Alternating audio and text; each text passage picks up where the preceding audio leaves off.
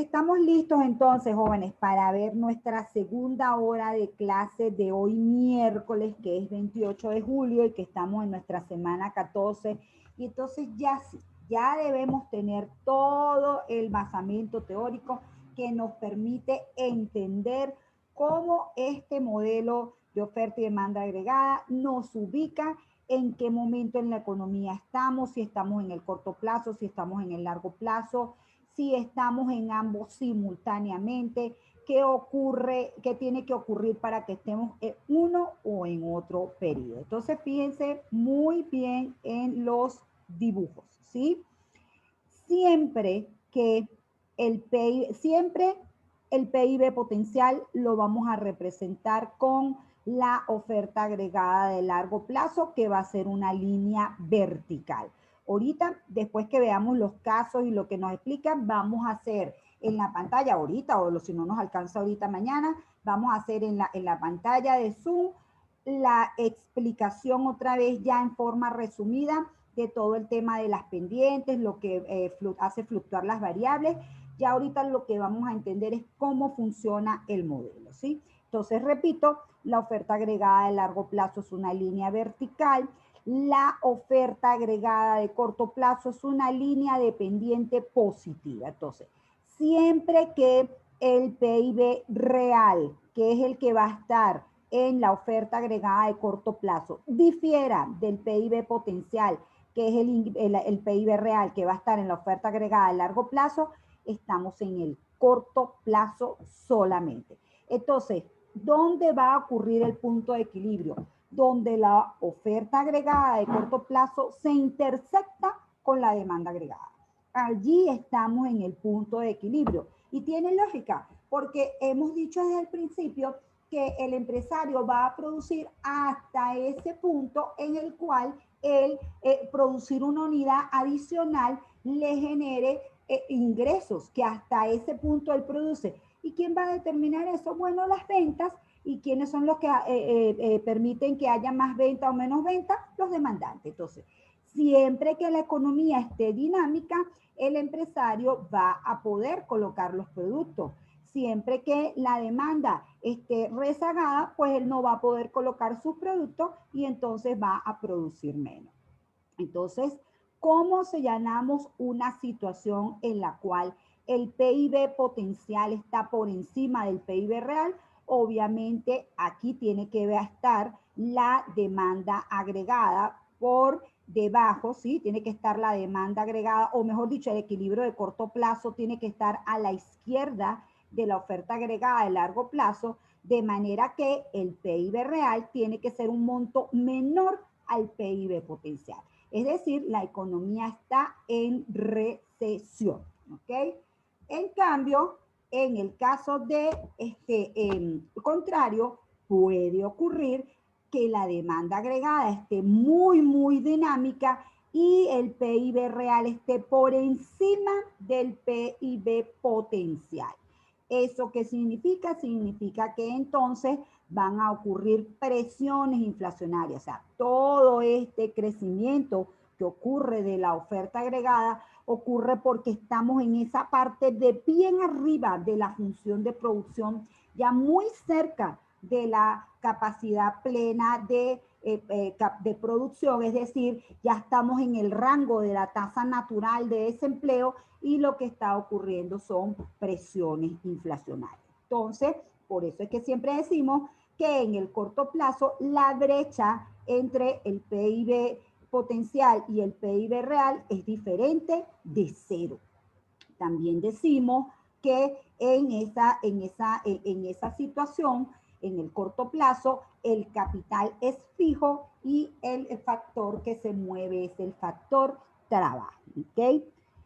¿Cómo estamos simultáneamente en equilibrio en el corto y en el largo plazo? Bueno, para eso tienen que la oferta agregada y la demanda agregada intersectarse en el punto donde el PIB potencial y el PIB real son iguales. Aquí decimos que la brecha del PIB es cero y obviamente entonces aquí estamos simultáneamente en el corto y en el largo plazo. Como les digo, antes de volver a reforzar esa situación, lo que nos interesa es entender finalmente cómo se comporta el modelo de oferta y demanda agregada para explicar las diversas situaciones en la economía. Entonces, vamos con la primera situación. Fíjense, por ejemplo, tenemos una situación que fue muy dramática para la economía, que fue la Gran Depresión de los años 30, ¿sí? En el año 1929, producto del crack bursátil, donde cayó dramáticamente la confianza de los consumidores y de los inversionistas, ¿qué se generó? Se generó un desplazamiento considerable de la demanda agregada hacia la izquierda. Recuérdense, no, si han escuchado, en este crack bursátil lo acompañó una crisis bancaria tremenda y eso hizo que las expectativas se tornaran tremendamente negativas. Ocurre el desplazamiento de la demanda agregada hacia la izquierda. Obviamente, entonces estamos en un punto donde hay recesión. Aquí, entonces, el PIB real está por debajo del PIB potencial y obviamente lo que ocurrió en la gran crisis de los años 30 es que la economía tuvo una caída tremenda, acuérdense que esto llegó a 40% y hubo un proceso de deflación, o sea, inclusive los precios no es que se desaceleraron, es que bajaron los precios de los bienes y servicios. Disculpen. Ya, rechacé la llamada y ya lo voy a poner en silencio. Disculpe, ya está puesto en silencio. Entonces ocurre ese primer movimiento. Fíjense que en ese primer movimiento, lo segundo que ocurre es que obviamente las empresas, piénsense en la empresa ahora, la empresa empieza a ver cómo se empiezan a acumular esos inventarios y va reduciendo la producción. Y en un esquema donde genuinamente hay una reducción del nivel general de precios, pues el movimiento es mucho más dramático, ¿sí? Entonces, fíjense que la demanda agregada se desplaza por un hecho externo, es decir, una tremenda caída de las expectativas o las expectativas se vuelven muy desfavorables y la caída de los precios impulsa que haya un desplazamiento dentro de la curva de oferta hacia abajo, que baje muchísimo y entonces, repito, nos encontramos primero en una situación donde ocurre la recesión y la deflación, ¿ok? Ahí estaríamos en un punto, siempre aquí partimos de los supuestos de que oferta agregada de corto plazo y demanda agregada pues se equilibran en algún punto. Recuerdan, acuérdense cuando vimos el equilibrio en el modelo keynesiano. ¿Qué empieza a ocurrir aquí tarde o temprano? Que en términos reales también empieza a caer dramáticamente el salario real, ¿sí? Y además empieza a aumentar muchísimo la oferta de trabajo. Quiere decir entonces que en algún momento de la economía se va a hacer, si no hay ninguna otra acción de política ni nada, en algún momento propio de la economía, o bien sea porque entonces llega un momento en que hay que incentivar la inversión, aunque sea por reponer la maquinaria y equipo, o sea, algo va a ocurrir aquí que va a estimular que la oferta agregada de corto plazo se desplace hacia la derecha. Repito, ¿qué puede ser eso? El hecho de que los costos vayan cayendo de forma tan dramática que empiece a hacerse rentable aumentar la producción de bienes y servicios.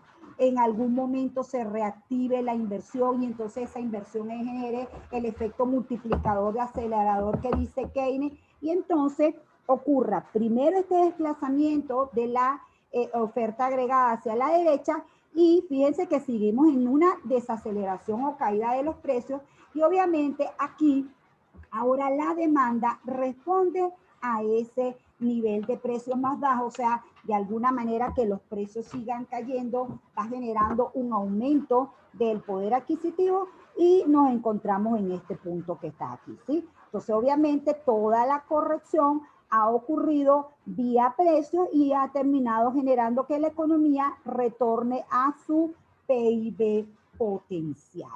Te repito, eso es típicamente lo que ocurrió en los 30. Y además, a los economistas les costó mucho pensarse en que la oferta agregada en el corto plazo fuera positiva. De hecho, después vamos a ver en la gráfica cómo siempre se trabajó fue con las partes extremas. Pero este tipo de situaciones dejaban claro que la oferta agregada tiene que ser de pendiente positiva, por lo menos en el corto plazo, y obviamente todo esto sujeto al tema de la rigidez que hay en los precios, ¿ok? Entonces, se entiende qué fue lo que ocurrió en la gran recesión de los años 30, ahora viendo el movimiento de las curvas. Repito, un desplazamiento hacia la izquierda de la demanda agregada que genera entonces una situación en la que hay recesión y puede ser desaceleración, pero en este caso inclusive vino acompañada de una deflación. En algún momento entonces la oferta agregada de corto plazo se desplaza a la derecha y se desplaza a la derecha básicamente porque en el mercado de trabajo empieza a generarse un exceso de oferta que reduce el salario real e inclusive por a cualquier crecimiento mínimo del salario nominal o la simple subsistencia hace que la gente se contrate, se busque otro tipo de empleo, aunque haya subempleo. El caso es que esto va mejorando la situación del lado de la demanda, pues obviamente se va generando alguna reposición en el poder de compra y se genera este desplazamiento interno de la demanda agregada respondiendo a lo que pasa con los precios y se llega a esta curva. Fíjense, vamos a ver otra situación para seguir entendiendo qué opera en cada cosa. Vamos a ver ahora el caso de las presiones inflacionarias. Y a mí me gusta enseñarlo también como lo hace Krugman con un dato real, aunque este caso es de Monchón, pero este caso es de Monchón. Fíjense. La economía española en la década de los 70 del siglo pasado estaba en este punto, ¿sí? Estamos partiendo de que la economía española estaba en este punto donde había cierta recesión, ¿ok? Entonces, en la década de los 70, Europa experimenta un crecimiento sostenido y para la economía española esto significó un fuerte dinamismo de la demanda agregada en su componente de exportación. O sea, básicamente lo que ocurre es que se empieza a generar todo el proceso de dinamización que permitió lo que lo primero llamábamos Comunidad Económica Europea, que después fue la Unión Europea y hasta llegar a la zona del euro, y eso generó dentro de la economía española que el componente exportaciones netas empezara a ser muy, muy dinámico, ¿sí? Entonces, obviamente de lo que estamos hablando aquí es de que la economía española ganó bastante competitividad y eso genera hacia la derecha un incremento de la demanda agregada. Fíjense que, déjenme poner esto más grande, inclusive aquí lo estamos haciendo con distintos años. Esta era la demanda agregada en el año 61, esta era la demanda agregada en el año 74. Obviamente aquí estamos hablando solamente de la Comunidad Económica Europea. El punto es que este dinamismo supera lo que es el crecimiento de la oferta agregada y se generan estas presiones inflacionarias que está aquí. Es decir, la economía empieza a crecer en este umbral que está aquí de tasa natural de desempleo. Se mantiene aquí y llegamos a este nivel, ¿verdad? Pero ¿se puede quedar aquí? No se puede quedar aquí, jóvenes. En la medida que está ocurriendo este subidón aquí, los factores productivos o el costo de los factores productivos también se está acercando, también está subiendo. Y eso está haciendo entonces que tarde o temprano los empresarios respondan a ese aumento de los costos.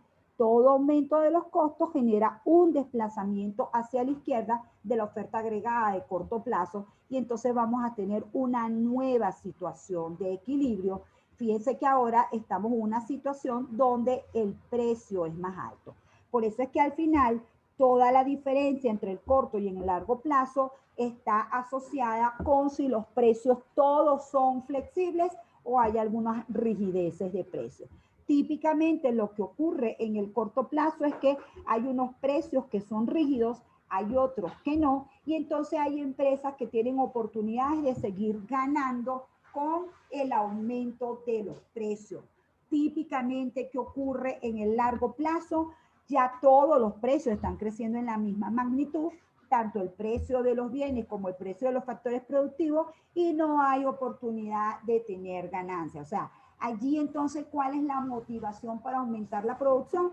Pues genuinamente es esa combinación de nueva inversión, de aumentar la productividad, de que aparecen productos nuevos, o sea, todo ese empuje que tiene que ocurrir en la economía por el lado de la oferta y que al final es lo que llamamos la verdadera sostenibilidad de la riqueza de una nación, está en que sea capaz de aumentar su PIB potencial año tras año, ¿de acuerdo? O sea, cuando hablamos de esa capacidad de producción, obviamente estamos hablando del PIB potencial. Fíjense, una tercera situación. Resulta que ya venían los economistas entonces entendiendo cómo era el tema de la recesión. Acuérdense que la macroeconomía entonces aparece con la recesión de los años 20, 29, 30, con la obra de Keynes. Y entonces ocurre que se empiezan a abandonar los postulados clásicos y a pensarse que entonces que no, que es más importante hacer énfasis en el corto plazo y que entonces sean los, ¿cómo se llaman? Los empresarios, perdón, que sean los gobiernos los que permitan aumentos de la producción por el empuje que reciben del lado de la demanda, es decir, aplicar política económica, ¿ok? Ocurre un nuevo hecho que entonces deja impactados a los economistas y que además refuerza otra vez la idea de que la oferta agregada en el corto plazo tiene pendiente positiva y que la demanda agregada también responde a cambios en los precios. ¿Qué hecho fue ese? En el año 74 ocurre un aumento importantísimo del petróleo. El petróleo pasa de 10, este número es aquí, a ver que no lo veo muy bien, 16,87 dólares por barril a 40,69 dólares por barril. Es decir, ocurre un aumento de 141,23%. Eso, ¿cómo lo reflejamos nosotros en nuestro modelo de oferta y demanda agregada? Desplazamos la oferta agregada de corto plazo en señal de que hay un tremendo impacto, ¿verdad? Por el crecimiento desbordado de las materias primas. Entonces, ¿qué ocurre allí? Pues ustedes lo pueden ver, ya que siempre está increíble. Estas láminas uno las corrige, las acomoda y las vuelve a acomodar y alguna cosita aparece. Entonces, repito, los precios del petróleo hacen que los empresarios respondan a, pero es una cosa general, sí, es un aumento de costos que hace que las empresas desplacen la oferta agregada de corto plazo y entonces, ¿qué ocurre? Un fenómeno que no se había visto en los 70. El PIB cae, hay una recesión y además hay un aumento de precios, es decir, es la primera vez que se conoce el fenómeno de la estanflación. Entonces, ¿cómo se representa el fenómeno de la estanflación? Ahora a quien movemos es a la curva de oferta agregada de corto plazo, obviamente hacia la izquierda en señal de contracción, y eso es lo que nos permite señalar, por un lado, la recesión y por otro lado, el aumento de los precios, que es la inflación, ¿ves? Fíjense que, obviamente, ante este aumento de precios, dentro de la demanda ocurre se recoge la demanda agregada, o sea, típicamente lo que está ocurriendo aquí fue lo que vimos del efecto riqueza, es decir, en términos reales hay pérdida de poder adquisitivo y eso hace que se devuelva o que se reduzca la producción de bienes y servicios hasta aquí. ¿Ves? Entonces, como les digo, esas son las cosas que nos permite el modelo de oferta y demanda agregada. Entender que, o explicar la economía a través de los gráficos, que es lo que mejor sabemos hacer los economistas. ¿De acuerdo? Entonces, ¿alguien tiene alguna consulta, alguna pregunta?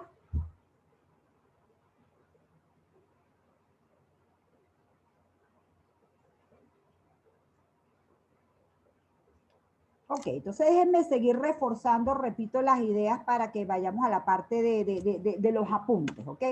Fíjense, entonces una vez que ya hemos visto cómo definitivamente tenemos a la economía operando de una manera cuando todos los precios son flexibles y operando de otra manera cuando hay rigideces de precios, pues entonces es importante tener en cuenta los postulados de la escuela clásica y de la escuela keynesiana, porque allí es donde está el basamento teórico para entender la oferta agregada de una o de otra manera. Entonces, recuerden, en el caso de la economía clásica, lo que estamos hablando es de que el crecimiento de largo plazo depende de la formación y acumulación de capital. Es decir, depende de que año tras año haya inversión, haya compra de maquinarias y equipos. Eso permite aumentar el capital año tras año y además que haya aumento de la productividad, es decir, del volumen por trabajador año tras año. Si recuerdan el flujo de Adam Smith, eso se combinaba con tamaño de mercado y con propiedad privada de los medios de producción y se generaba un círculo virtuoso en el cual cada vez se repotenciaba el trabajo productivo, se generaba más ingresos, ese trabajo productivo del lado de la población combinaba el trabajo, la empresa combinaba las técnicas, las herramientas, ese trabajo productivo permitía generar producción de bienes y servicios. Si dividíamos esa producción de bienes y servicios entre la población, obteníamos el nivel de riqueza de una población. Es decir, que así es que se crece en una economía. Modernamente, entonces sabemos de lo que estamos hablando es que el crecimiento económico de largo plazo requiere la combinación de capital físico, capital humano, tecnología y recursos naturales, que además necesitamos que haya inversión en investigación y desarrollo, que haya estabilidad macroeconómica y que haya seguridad jurídica para que todo eso alimente a esos emprendedores, a esos oferentes que van a estar creando todo el tiempo productos nuevos que permitan satisfacer las necesidades. ¿Cómo es entonces el funcionamiento de la economía para los clásicos? La oferta agregada es la que determina el ingreso, es decir, se determina el PIB potencial. Aquí realmente la demanda se adapta a la oferta. Estamos partiendo de que hay competencia perfecta en todos los mercados. Recuérdense que los mercados es el mercado de bienes, el mercado de dinero, el mercado de trabajo, ¿ok? Todos los precios son flexibles, este es el término más importante. Hay equilibrio en todos los mercados y entonces estamos en una situación permanente de pleno empleo. Recuérdense que ya el pleno empleo no significa que producimos a 100% de capacidad. Lo que significa es que tenemos un nivel de desocupación mínimo que no genera presiones sobre la inflación, ¿ok? Entonces, la premisa básica es que dadas las condiciones de precios flexibles y equilibrio en todos los mercados, el resultado es pleno empleo de los recursos de la economía. Por esta razón, no tiene sentido la intervención del Estado a través de la política económica. Es pensar en cómo la economía se autorregula solita, como los vimos aquí, como vimos cómo se pasaba del corto otra vez al largo plazo, ¿ok? El dinero es neutral y solo incide en las variables nominales, de manera que la política monetaria no tiene efecto sobre el crecimiento de la actividad económica. En otras palabras, como la economía opera a máxima capacidad, una política fiscal o una política monetaria, lo único que genera es aumento de los precios. Entonces, recuerden, para los clásicos, la oferta agregada es una línea vertical. Vamos ahora con los keynesianos. Esta corriente de pensamiento tiene su origen en Keynes con su publicación en 1936 y obviamente lo que dice es que en el corto plazo no todos los precios son flexibles. Entonces, ¿qué hace Keynes? Ahora dice que es la demanda la que tiene el rol protagónico. Recuérdense del aspa keynesiana o modelo keynesiano. Establece que solo hay competencia perfecta en el mercado de bienes. Ahorita vamos a entender mejor qué es eso lo que significa. Que hay posibilidad de rigideces de los precios en el corto plazo y que algunos mercados pueden estar en desequilibrio. Básicamente, ¿cuál es el mercado que va a estar en desequilibrio? El mercado de trabajo, ¿ok? Puede obtenerse entonces una producción de equilibrio solo en el corto plazo, como la hemos visto, ¿ok? Y esto significa que la brecha entre el PIB potencial y el PIB real puede ser distinta de cero, ¿ok? Y eso no significa que no se va a lograr crecimiento económico. Entonces, recuerden, esta es la línea de oferta agregada de largo plazo. Esta es la demanda agregada. Y ya esto lo vimos. Perfecto. Vámonos. esperemos que en el tiempo que me quede podamos desarrollar la idea de ambas escuelas. Si no, seguimos mañana, obviamente, porque ya la tercera hora vamos a hablar del ejercicio. Entonces, bien, vamos a ver qué tanto me ayuda. ¿Alguien puede ver cuánto tiempo nos queda? 14 minutos, profe, creo, más o menos. Ok, bueno, vamos a entender entonces aquí lo más rápido que podamos.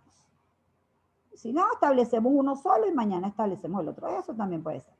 Fíjense, vamos aquí con la escuela clásica. Fíjense, jóvenes, típicamente la escuela clásica nos lleva a que todo comienza en la función de producción, ¿sí? Todo comienza con un empresario que... Ay, no, esto está muy grueso. Con un empresario que va a estar decidiendo cuánto capital y cuánto trabajo va a combinar, ¿ok? Entonces, él va a hacer eso en función de qué? En función del crecimiento marginal de su producción y del crecimiento, en función de la unidad marginal o adicional, cuánta rentabilidad le produce. Entonces, en algún momento él va a determinar que entonces esta es la combinación de trabajo que él tiene que hacer para obtener el total de la producción, y eso a nivel de toda la economía significa que todos los empresarios van a determinar su producción de esta manera y vamos a tener una producción total. Recuérdense que aquí la premisa es que todo empresario va a poder producir hasta el punto donde la productividad marginal del trabajo sea igual al salario real. ¿Okay? Eso ya lo hemos explicado varias veces. Allí se genera. Para que esto ocurra, ¿qué tiene que haber ocurrido? Bueno, en el mercado de trabajo, jóvenes, tiene que haberse logrado un equilibrio, ¿sí? Fíjense que lamentablemente esto no me deja prepuntear la línea. En el mercado de trabajo tiene que haber ocurrido entonces una demanda de trabajo y una oferta de trabajo que permitió generar esta cantidad de trabajo, ¿sí? Entonces, esta cantidad de trabajo se generó porque coincidieron en ese punto la oferta de trabajo y la demanda de trabajo. Repito, que estoy haciendo aquí es el mercado de trabajo. Y aquí, obviamente, la combinación de esos dos puntos me permitió llegar a el salario real.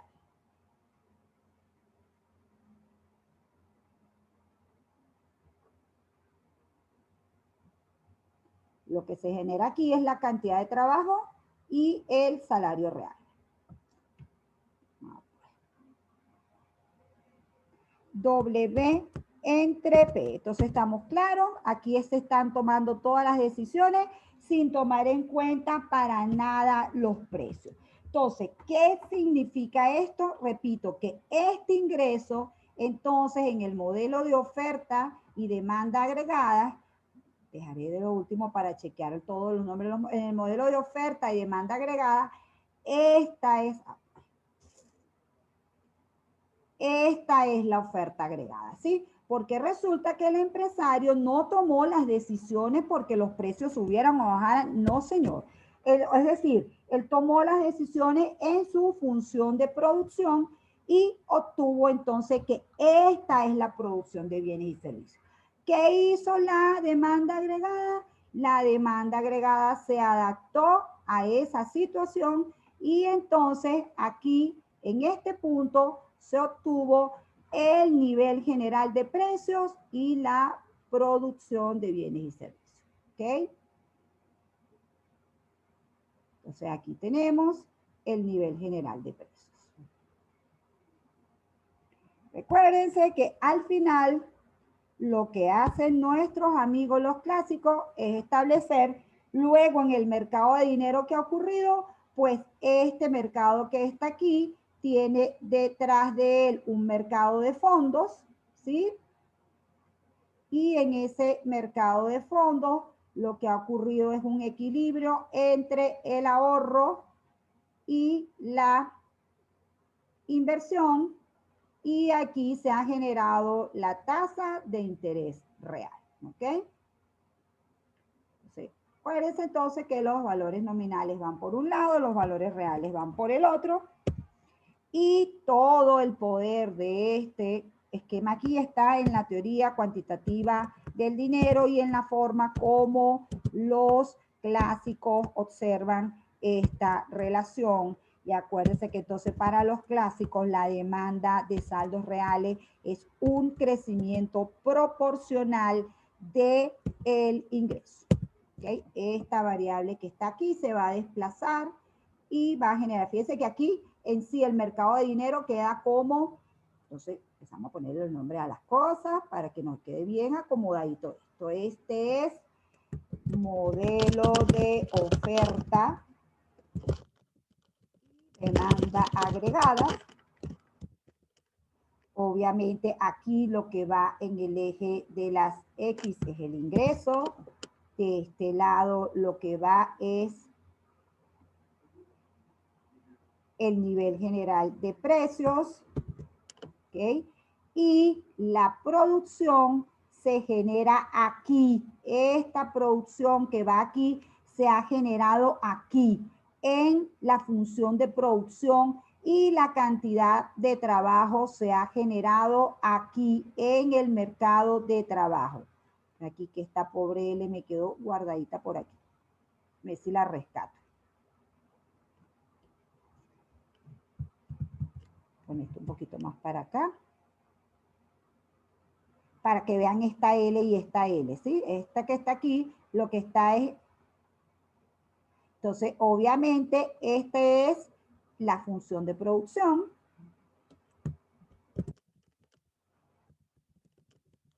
Se entiende plenamente cuando decimos que se produce en función del capital y el trabajo. Producción. ¿Okay? La función de producción. Aquí las variables que van es en el lado de las X, la cantidad de trabajo, en el eje de las Y, precisamente el ingreso. ¿Ok? Y aquí estamos hablando del mercado de trabajo. Y obviamente aquí lo que va es la cantidad. Pasaría exactamente con el mercado de capital de lo mismo, ¿ok? En el mercado de capital pues también va a haber una relación entre el capital y esto es el salario, ¿sí? Salario real, salario real, ¿ok? Entonces, ¿entendemos este esquema? Es así como funciona la cosa para los clásicos. Ajá, sigamos aquí. Entonces, esta es la demanda agregada. Esta es la oferta agregada de largo plazo. Aquí volvamos a poner esto más acomodadito.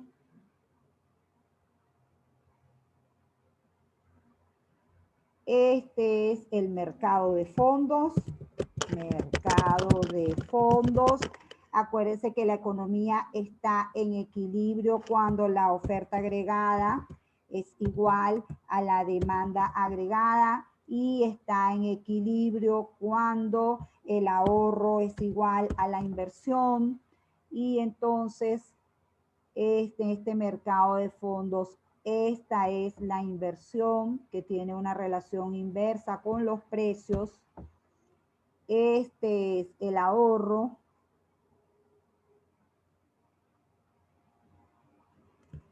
Este es el ahorro. Y entonces,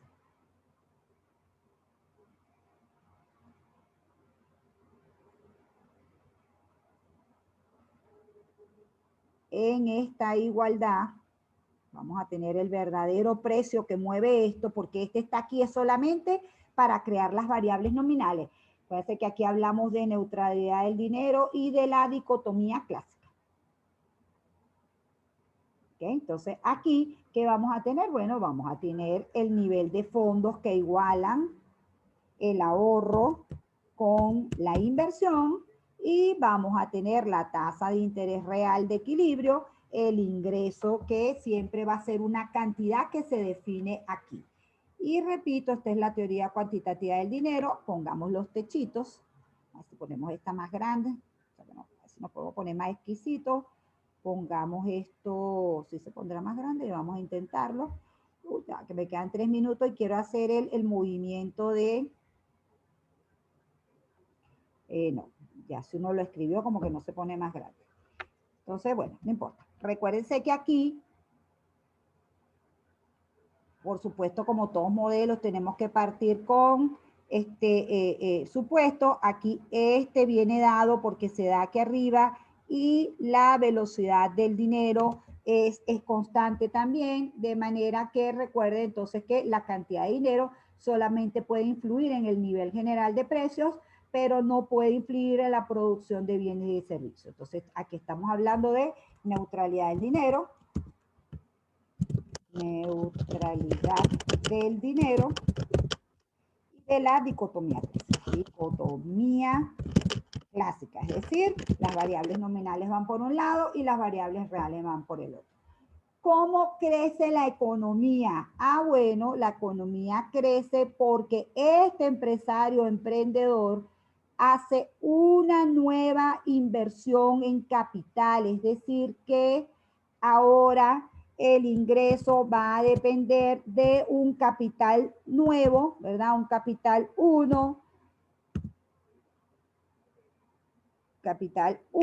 y de más un capital 1 y que ese capital 1 ha sido posible por la, acuérdense que esto está en función del capital y del trabajo, es decir, que aquí hubo una más chiquita, ay, déjenme apurarme, aquí hubo una más chiquita, aquí hubo una función más chiquita, que era la primera Y, donde también la F simboliza la tecnología, ¿ok? Porque la forma de la curva va a depender de la tecnología. Entonces aquí va a estar el capital inicial, ¿verdad? Este va a ser el capital inicial y obviamente las combinaciones de trabajo. Entonces, para que ocurra este desplazamiento, lo que ha ocurrido es que ha aumentado el capital. ¿Cómo aumenta el capital? El capital 1 va a ser igual a el capital 0 más la inversión en ese año. ¿Ok? Entonces ha ocurrido esto. Entonces, ¿esto qué significa? Esto significa que hay un desplazamiento de la oferta agregada hacia la derecha y entonces lo que hay es un aumento del PIB potencial. Para eso tiene que haber ocurrido, pues obviamente, en el periodo anterior, un ahorro e inversión que permitieron generar este incremento que está aquí. ¿Ok? Entonces, bueno, eso es, así ven los clásicos la cosa. Mañana arrancamos viendo cómo los keynesianos ven la cosa, que es bastante diferencia a esta. Entonces, repito, aquí hay equilibrio en todos los mercados. Va a haber equilibrio en el mercado de trabajo, va a haber equilibrio en el mercado de fondos, ¿sí? Y la producción se define por el lado de la oferta. Entonces, por eso es que, repito, los postulados clásicos son que la oferta predomina sobre la demanda, que la producción, entonces, que todos los mercados están en equilibrio.